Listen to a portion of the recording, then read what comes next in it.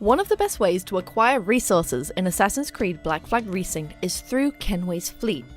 More ships mean more money. This is a minigame within the adventure that has you amassing stolen ships, then sending them on errands on your behalf. There are quite a few moving parts to the Sim City-like aspect of the game, so if you're wondering where to start, this is the guide for you.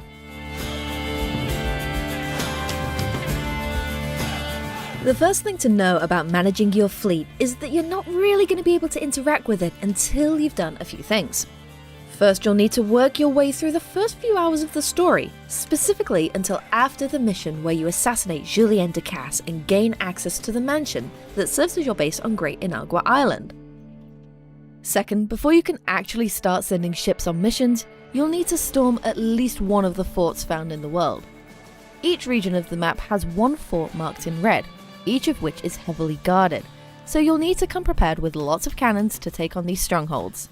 After you've taken down the fort in an area, it'll clear the fog of war in that region and unlock missions for you to complete for the Kenway's fleet minigame.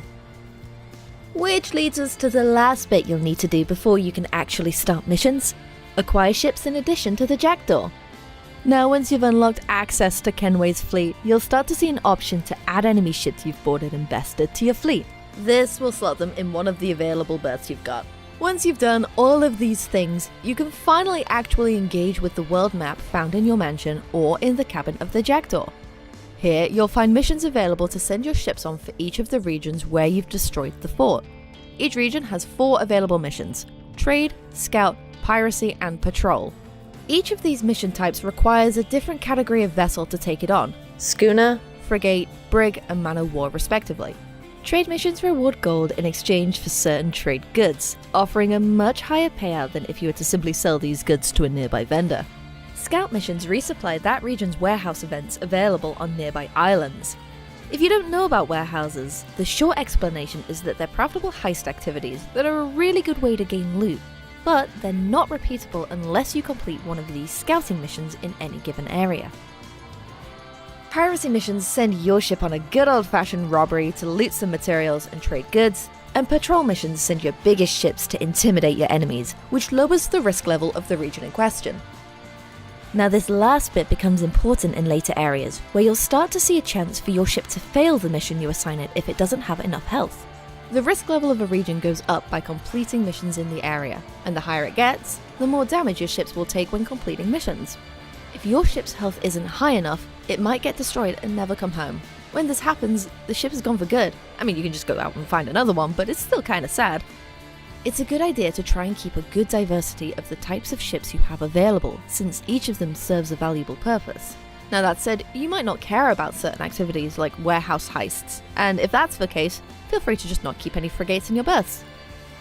If your roster starts to get full, you can add more by upgrading your mansion on Great Inagua, building the campfire upgrade down on the beach, or by purchasing 2 more slots directly from the Kenway's fleet menu itself, for a maximum of 10 berths.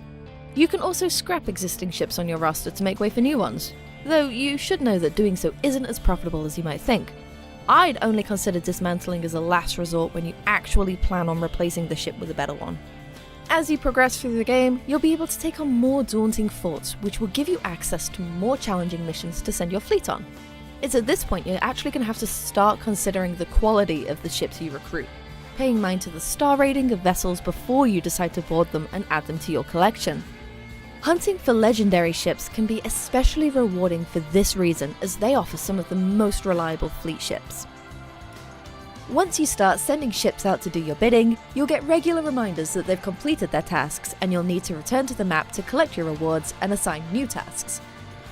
Just keep in mind that your vessels will take damage while out on jobs, and you'll need to repair them in between each mission. But so long as you keep your eye on the health of your ships and keep sending them out to complete missions, you'll find yourself a steady stream of income and resources that are invaluable on Kenway's adventures. And that's all you need to know to become a master of Kenway's fleet in Assassin's Creed Black Flag Resynced. And for everything else, stick with IGN.